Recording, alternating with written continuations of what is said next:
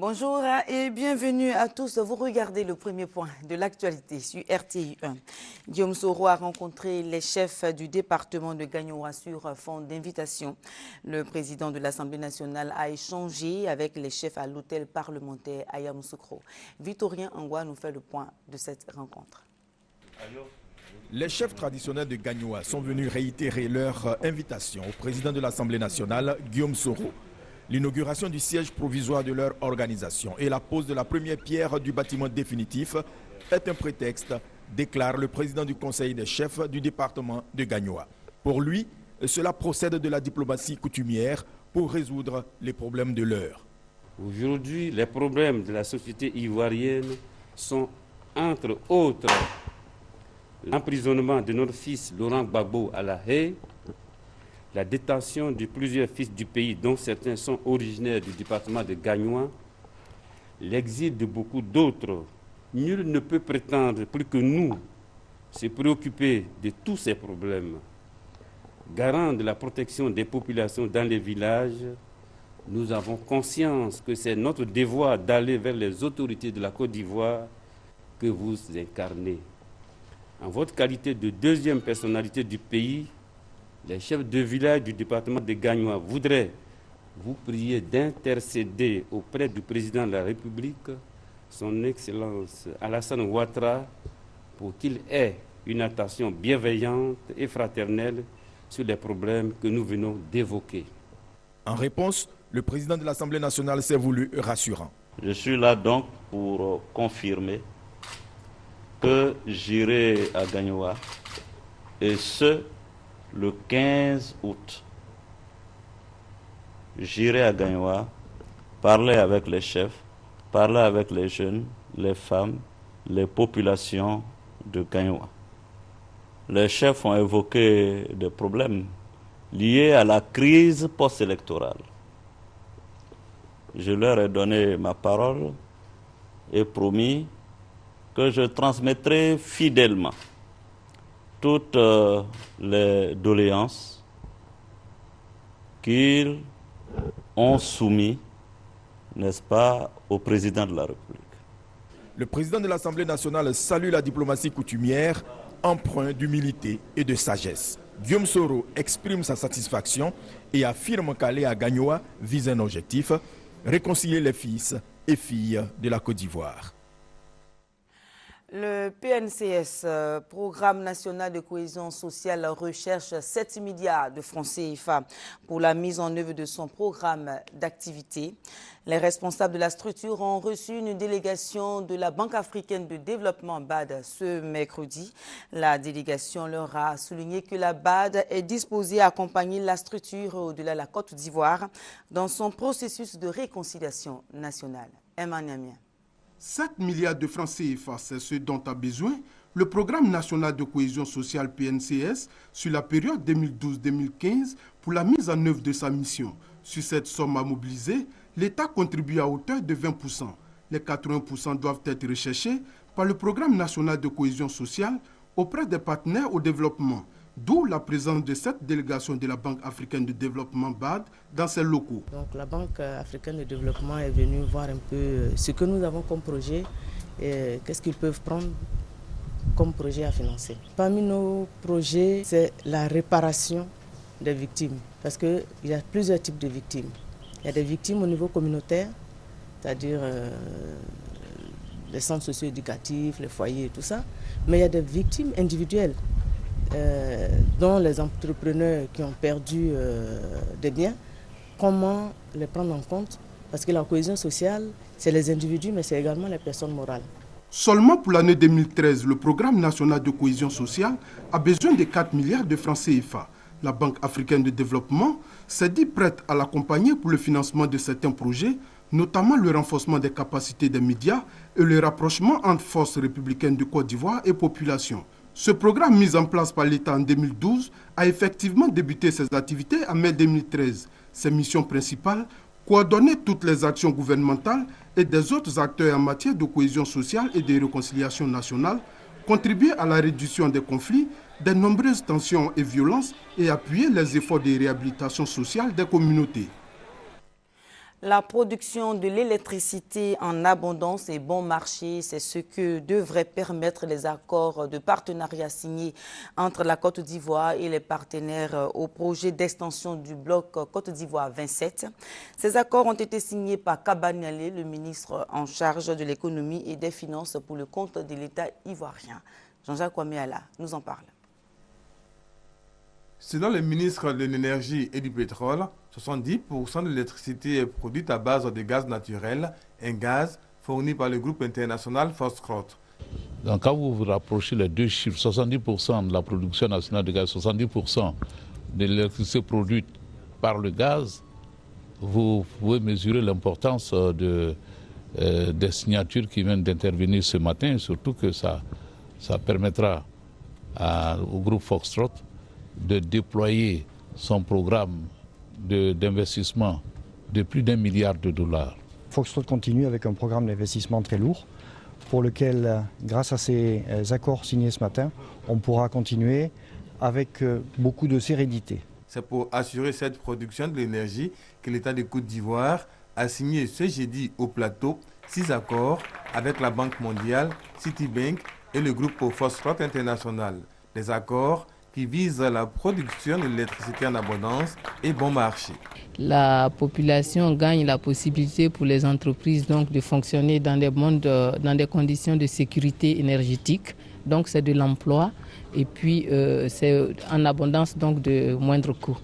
Aujourd'hui, c'est une signature assez importante. Les montants en jeu sont importants et donc il permettra d'assurer la sécurité énergétique de la Côte d'Ivoire, mais aussi de respecter nos engagements avec les pays de la sous-région à qui la Côte d'Ivoire vend de l'électricité. La Banque mondiale qui garantit les risques de ce projet à hauteur de 60 milliards de francs CFA a apporté son soutien à l'État de Côte d'Ivoire dans sa politique de sécurité énergétique.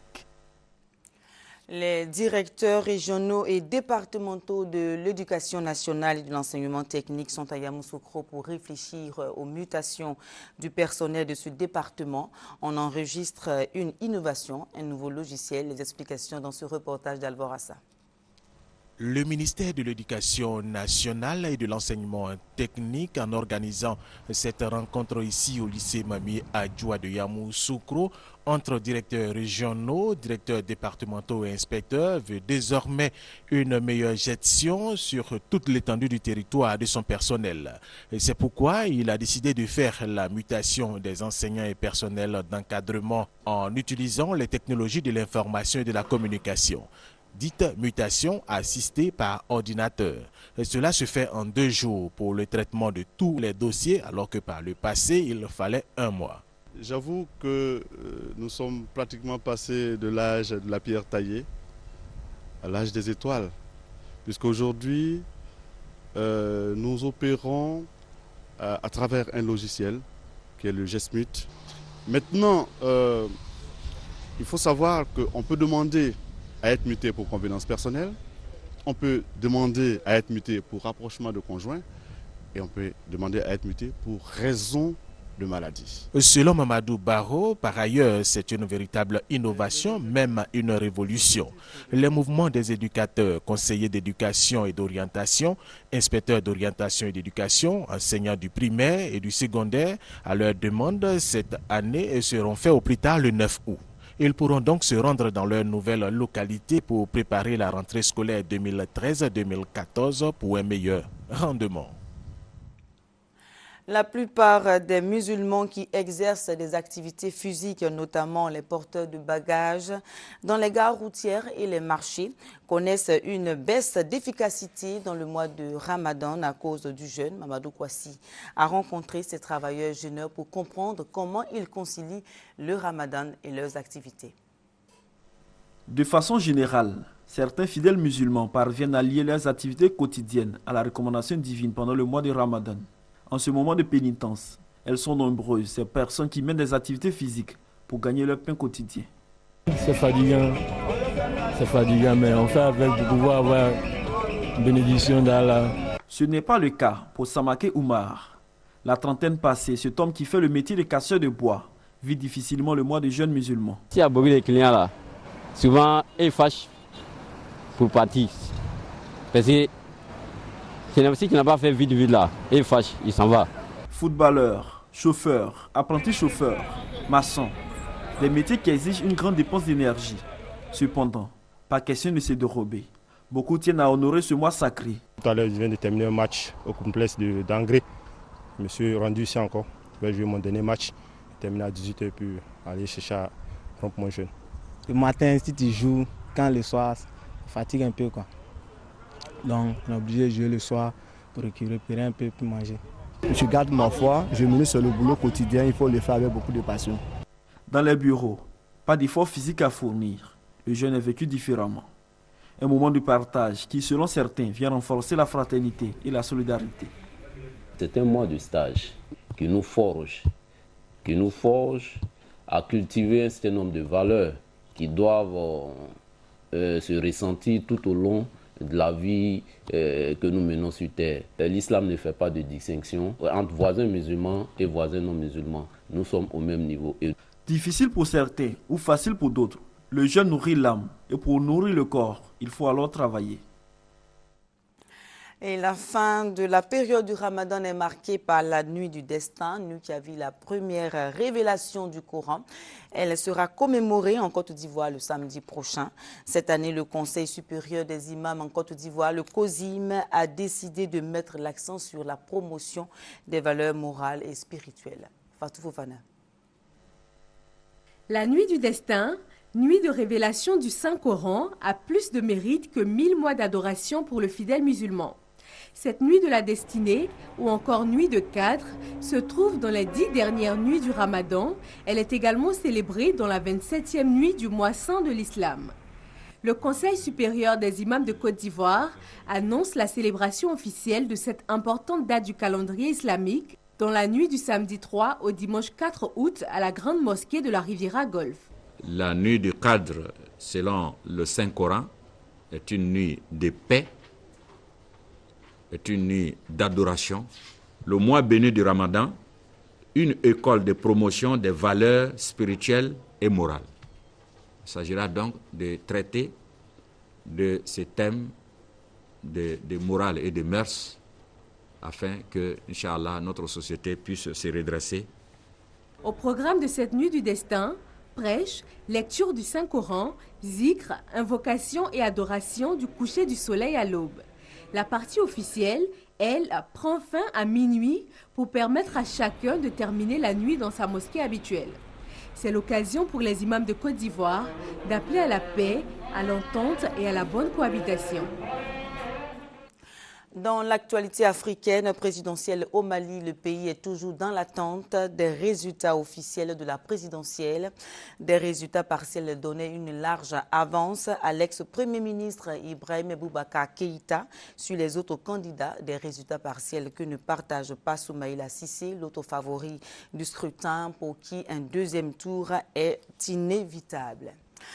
En bref, d'autres élections ce mercredi au Zimbabwe, c'est un scrutin présidentiel couplé à des législatives et municipales.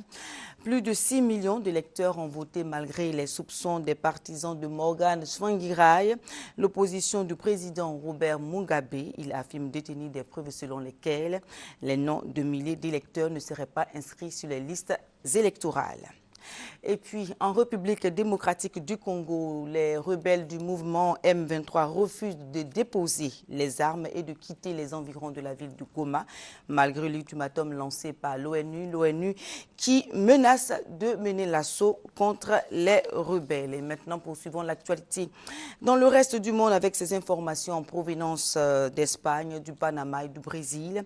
Entre Israël et la Palestine, les négociations ont repris en début de semaine sous l'égide des États-Unis. Des explications dans ce reportage.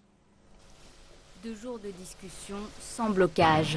Les représentants israéliens et palestiniens repartent plutôt satisfaits. Ces négociations entre Tzipi Livni et Saeb Erekat se déroulent sous la médiation des États-Unis. Après 3 ans sans dialogue, les 2 pays se lancent dans des pourparlers d'au moins 9 mois.